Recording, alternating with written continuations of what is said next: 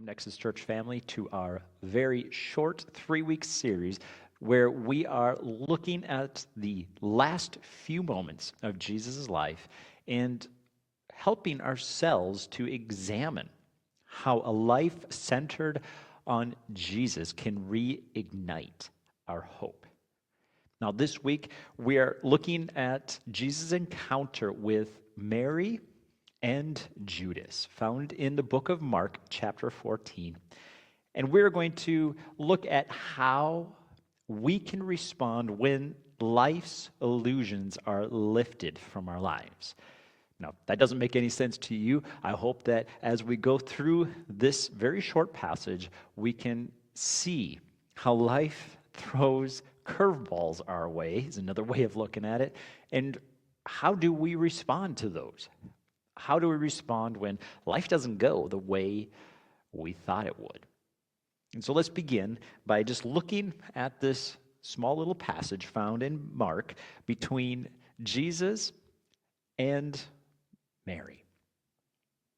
Now, it was 2 days before the Passover and the festival of unleavened bread, right? So we are approaching the very last week of Jesus' life.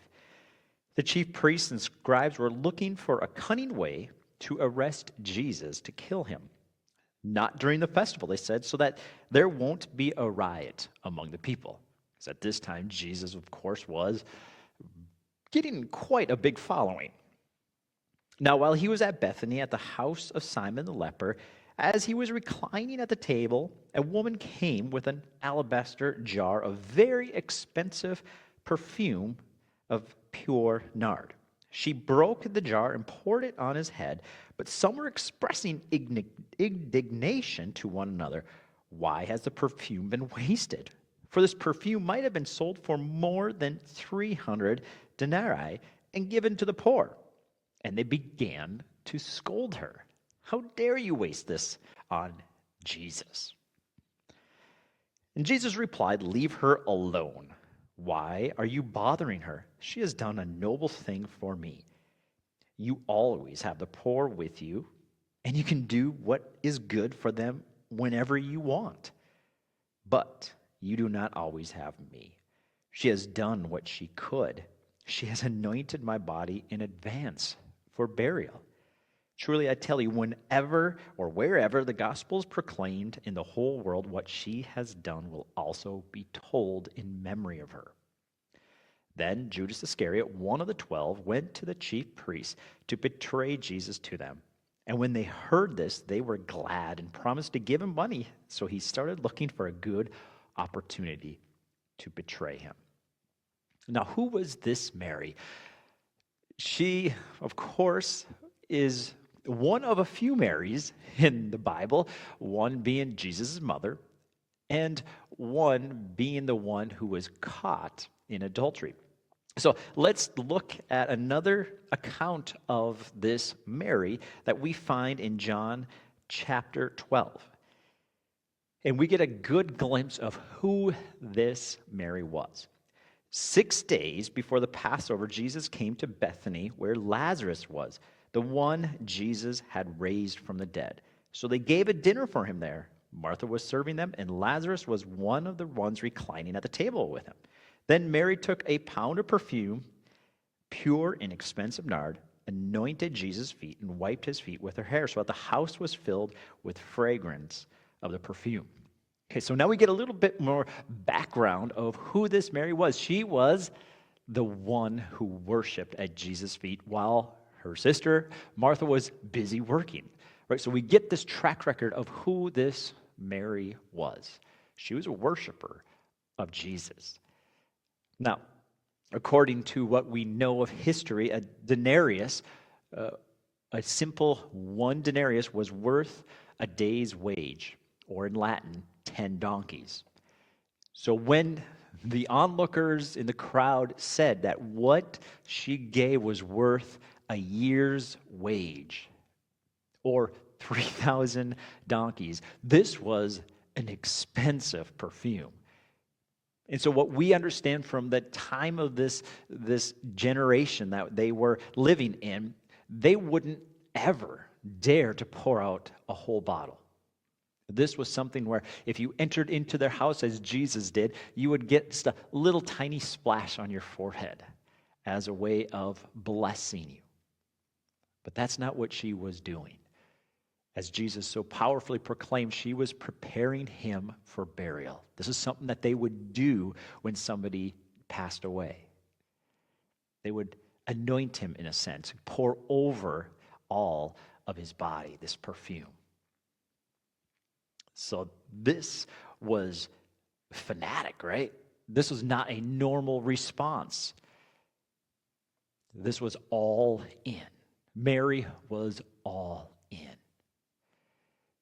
She didn't get disillusioned, as we read with this other character that we're about to learn about. When Jesus says he's going to die and go to the cross for their sins, she was all in and was willing to do whatever it takes to prepare him. But everybody else, when the illusion of who Jesus was lifted and they become disillusioned, they didn't know what to do. And that's what we read in this story of the other character. Who was he? Well, at the end, we see that this was Judas. And again, in John chapter 12, verses 4 from what we just read, one of the disciples, Judas Iscariot, who was about to betray him, said, "Why wasn't this perfume sold for 300 denarii and given to the poor?" He didn't say this because he cared about the poor, but because he was a thief. He was in charge of the money bag and would steal part of what was put in it. So we get a better description of who this Judas was in this example as well from Mark when we read the account of John chapter 12. He was a thief. He didn't care about Jesus anymore. He went into it with this understanding that Jesus was the Messiah. And when Jesus said that he was going to die and go to the cross and raise from the dead, Judas was like, what is going on? I thought he was the Messiah. And when Jesus says that what Mary did was good, that you will always have the poor with you, this was the straw that broke the camel's back, as the old saying goes. And Judas wouldn't have none of it. He went out looking for a way to betray him. And in the process, got the money he so desired. There's two responses in life to when disillusionment happens. And in this account, we see those responses. And it's the same way for us. We can take so much from this example because life never goes the way we think it should. Right? If you are an adult and you've lived a few decades past becoming an adult, you will understand this very well. But if you haven't reached it yet, I understand. Someday you will. And may this be wisdom for your future. You will experience disillusionment in life. When you get to that point in life where everything you thought that you were working for, all the dreams and aspirations and what you thought you could do, don't line up. When the character that you thought you had breaks under pressure and you feel like such a failure, you have a choice to make. In all decisions in life, no matter how things go, some point, some way, you're going to hit that wall where you are scratching your head, wondering what happened? Why aren't things lining up? What is going on? You see, we so often criticize Judas and what happened, but we need to peel back and remember that he is no different than us. Now, yes, ultimately he is responsible for his reactions, right? But leading up to this, he truly thought that Jesus was going to free the nation of Israel from the Roman rulers. That's what the Messiah was, in their mind, going to do. He was going to establish the kingship of God on earth. And what they had hoped for way back in Egypt when they were fleeing from the power of Pharaoh and the Egyptians, and they thought they were going to go into this land and they were going to have a king. And they were let down. And they constantly were looking for this king, constantly looking for this king. And the Messiah was going to come. The Messiah was going to come and establish this rule. But what they misunderstood was God's rule is no longer on earth. Israel was no longer the place where Jesus or God was going to make his kingdom established. His kingdom wasn't of this world. And when Jesus came and he says, we're looking at a new kingdom, poor Judas was lost. He thought he was part of the in crew that would rule with Jesus as the king in Jerusalem. And now, everything was gone. His hopes were shattered. He was looking for something new. And he had to go and betray Jesus to find it. He was in it for money. He was in it for power. And when all of that was broken, and he no longer had that as his hope, he was scrambling. He was lost. And that's what happens to us. Yes, he had the privilege of seeing the miracles and hearing the great messages that Jesus preached, but he was still that whole time holding on to a false hope. We can continue to scramble and cling to that hope that we once had of this is the way life is going to be, or we have to find a new way grounded in Jesus. Not in something else in this world, but in Jesus.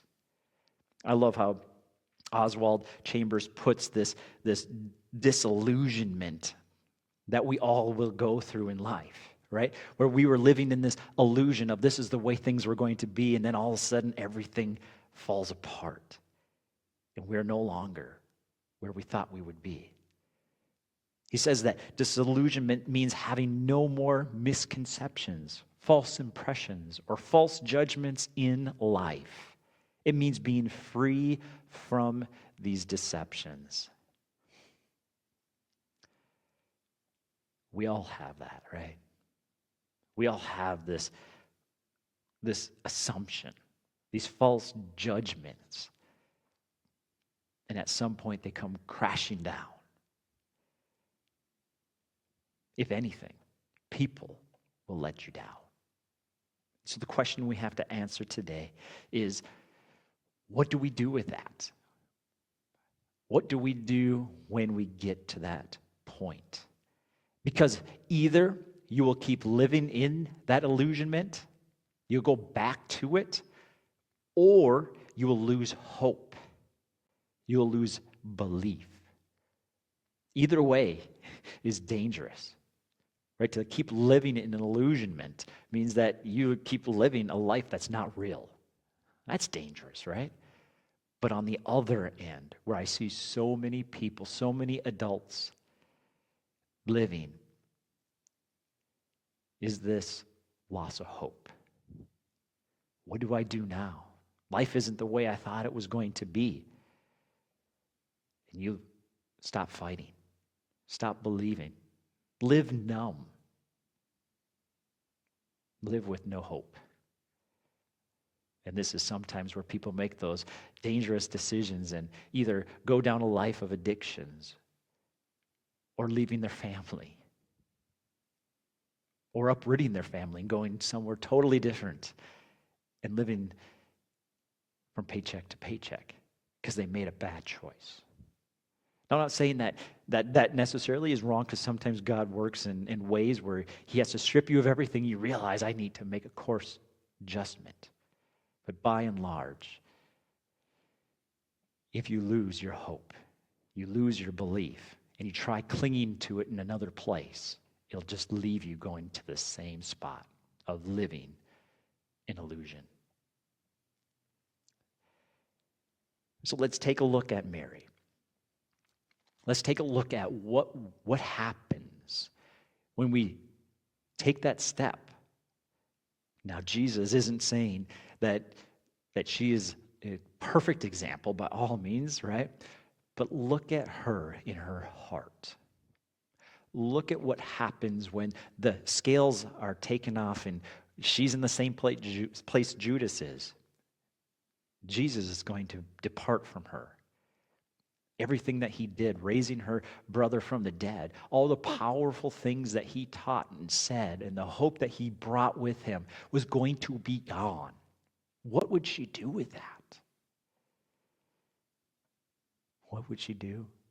She gave everything, a year's worth of wages over his body, and then proceeded to wipe his feet with her hair.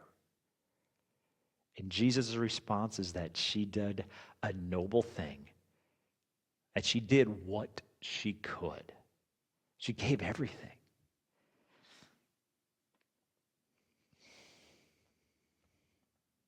So when the rest of the crowd was battling their broken illusions of reality, Mary was preparing Jesus for his burial.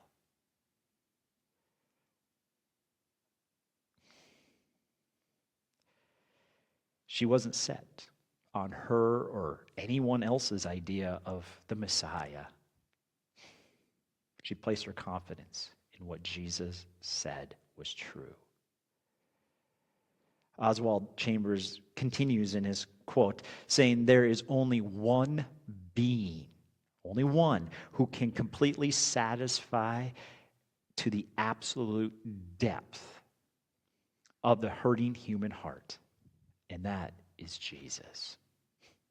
Every relationship that is not based on faithfulness to him will end in disaster." I think you needed to hear that today. Any relationship, any future belief, hope, desire, dream, whatever you put in that place, anything that isn't based solely on him will lead to disaster. Your 401k, your future retirement home, grandkids, retirement, whatever it is,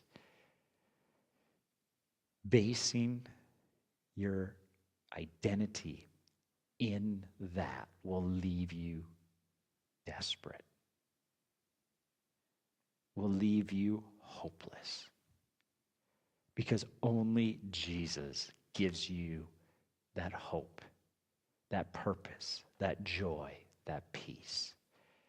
And so if you haven't put your hope in him today, it is very clear in Romans 3:23 that we all fall short and that there is no way to the Father. The wages of sin is death. What we have done in our lives keeps us away from him, but God has made a way through Jesus.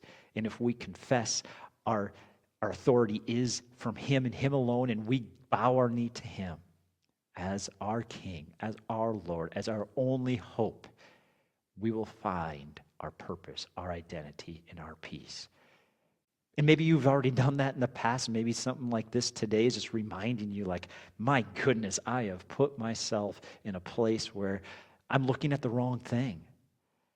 My ladder is up against the wrong wall. I'm trying to climb the ladder of success or find my identity in people or in that future or in the hope of whatever it was that I was looking forward to.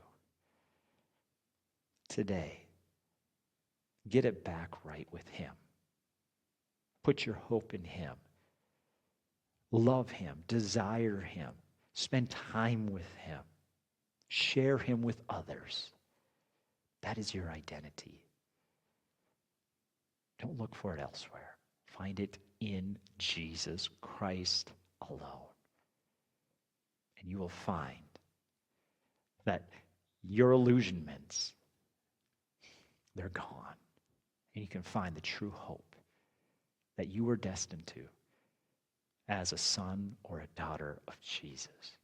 Father, I pray for every person listening, that as they go through this life and they experience the setbacks that we all will face, I pray that they will find their identity in Jesus, not in their work, not in their education, not in the people that they are connected to, but in you.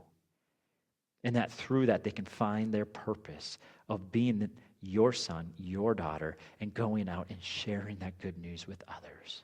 In Jesus' name.